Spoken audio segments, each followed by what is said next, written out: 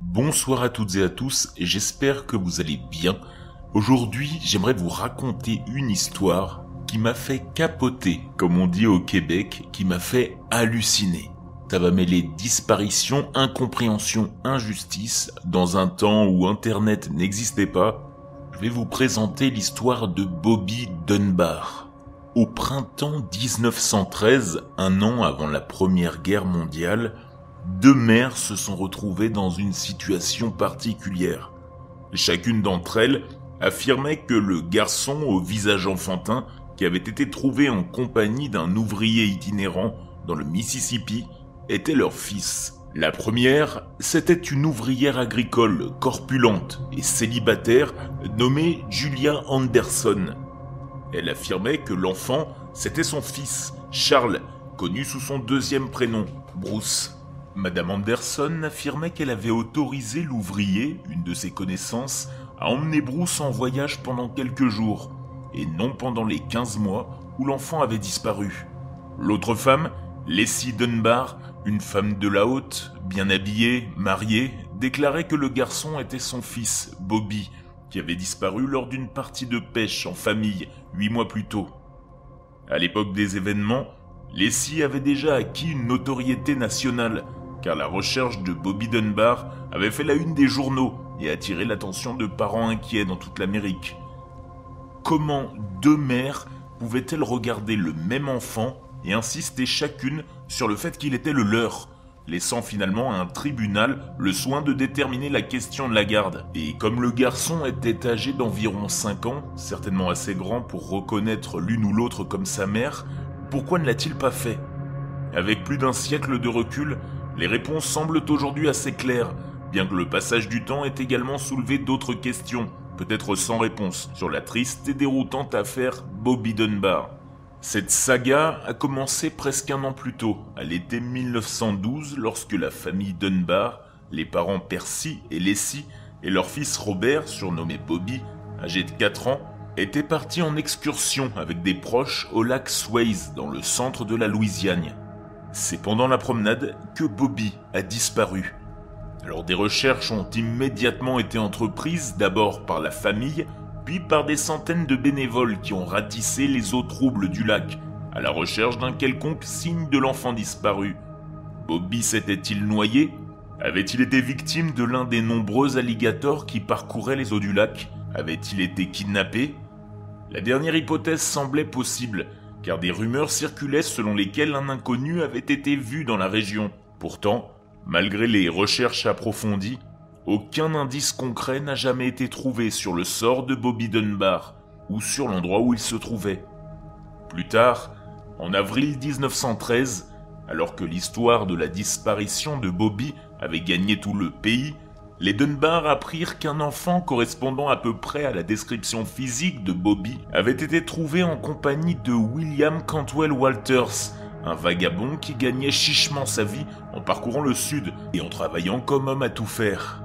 Percy et Leslie quittèrent leur ville natale d'Opelousas, en Louisiane, pour se rendre dans le sud du Mississippi, où Walters, le vagabond, avait été arrêté pour enlèvement et où l'enfant était actuellement détenu par les autorités. Les journalistes de l'époque ne semblaient pas s'accorder sur la question de savoir si les Dunbar avaient immédiatement reconnu l'enfant comme leur fils. Certains ont déclaré que les parents n'étaient pas sûrs que le garçon était Bobby et que l'enfant lui-même ne semblait ni les connaître ni Alonzo, son petit frère. Ce n'est qu'un jour après leur première rencontre, alors que Leslie donnait un bain à l'enfant et disait avoir reconnu des marques sur son corps, qu'elle l'identifia comme son fils disparu.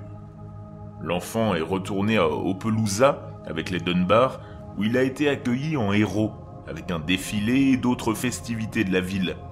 Cependant, la résolution de ce mystère n'a pas été aussi évidente que les Dunbar. En fait, on pourrait dire que le mystère ne fait que commencer. L'homme à tout faire, Walters, qui attendait son procès en Louisiane pour enlèvement, insistait sur le fait que le garçon que les Dunbar avaient déclaré être le leur n'était pas Bobby. Selon Walters, l'enfant qui voyageait avec lui dans le sud américain depuis février 1912, donc avant la disparition de Bobby, s'appelait Bruce Anderson et était le fils de Julia Anderson, une connaissance qui avait permis à Walters d'emmener Bruce dans ses voyages. Après avoir appris l'arrestation de Walters et la découverte de l'enfant, Julia Anderson, la deuxième mère, a vite voyagé de Caroline du Nord jusqu'à la Louisiane pour tenter de l'identifier. Comme Leslie Dunbar, elle a d'abord eu du mal à déterminer si le garçon était bien son fils. Toujours comme Leslie, un jour après sa première tentative, Anderson a déclaré que le garçon trouvé sous la garde de Walters était en fait bien son enfant. Cependant, contrairement à Leslie, Julia avait eu 3 enfants hors mariage, ce qui lui valut d'être critiquée par la presse pour ses supposées faiblesses morales et son inaptitude en tant que parent. C'était l'époque, quoi.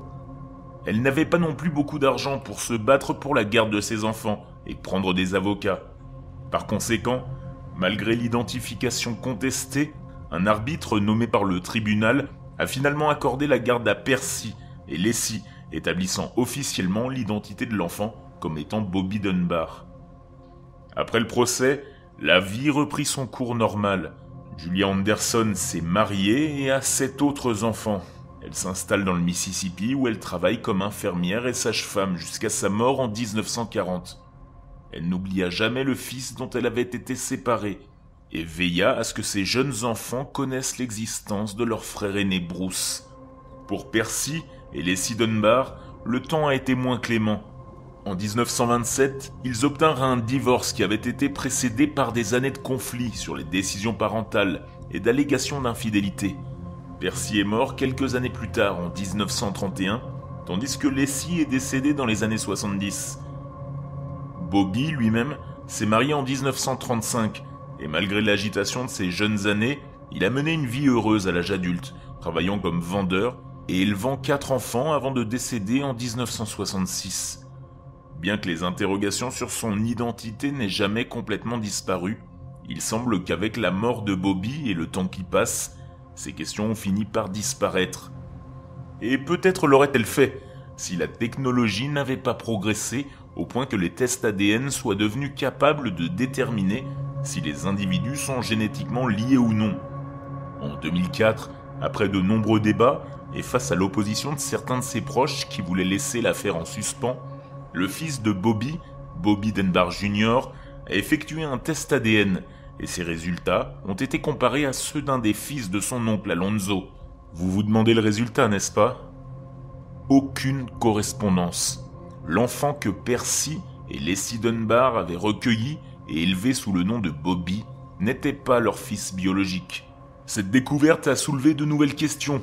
Comment une telle erreur d'identification a-t-elle pu se produire, conduisant à ce qu'un enfant soit élevé par une famille qui, génétiquement, n'était pas la sienne? Comment expliquer que les 2 groupes de parents, malgré l'incertitude initiale, aient insisté sur le fait que l'enfant était le leur? Dans le cas des Dunbar, comme le garçon n'était pas Bobby, la raison d'un tel doute est claire. Mais qu'est-ce qui les a amenés à identifier l'enfant comme étant Bobby? Peut-être que leurs esprits brisés ne voulaient pas affronter la réalité de ce qui était probablement arrivé au vrai Bobby, au lac Swayze. En ce qui concerne Julia Anderson, il semble juste de dire que 15 mois, c'est une période considérable de séparation d'avec son enfant, surtout lorsque cet enfant a 4 ans et grandit vite. Le garçon qui lui a été retiré en février 1912 avait peut-être une apparence bien différente lorsqu'il a été découvert près d'1 an et demi plus tard, ce qui explique l'incertitude initiale de Julia quant à son identité. La question la plus importante et la plus bouleversante est peut-être la suivante. Qu'est-il arrivé au vrai Bobby Dunbar?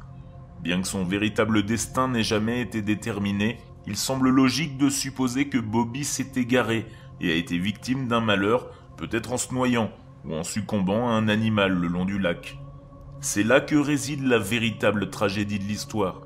Car bien que le garçon qui a grandi sous le nom de Bobby Dunbar ait vécu la majeure partie de sa vie séparé de ses parents biologiques, il a connu une belle vie, ce qui était certainement mieux que le destin qui a probablement frappé son homonyme sur les rives d'un lac de Louisiane il y a aujourd'hui plus d'1 siècle.